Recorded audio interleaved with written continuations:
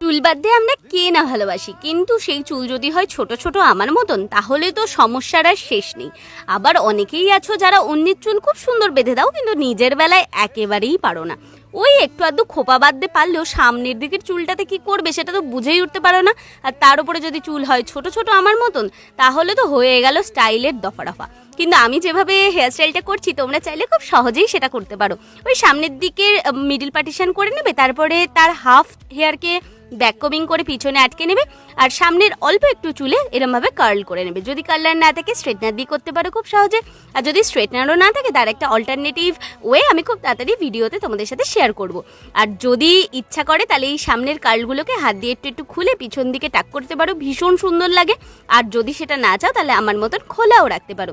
এইটা হচ্ছে আমার ফাইনাল হেয়ার স্টাইল। তোমরা জানিও কেমন লাগলো। খুব তাড়াতাড়ি দেখা হবে নতুন একটা ভিডিওর সাথে। ততক্ষণের জন্য টাটা, খুব ভালো থেকো, সুস্থ থেকো।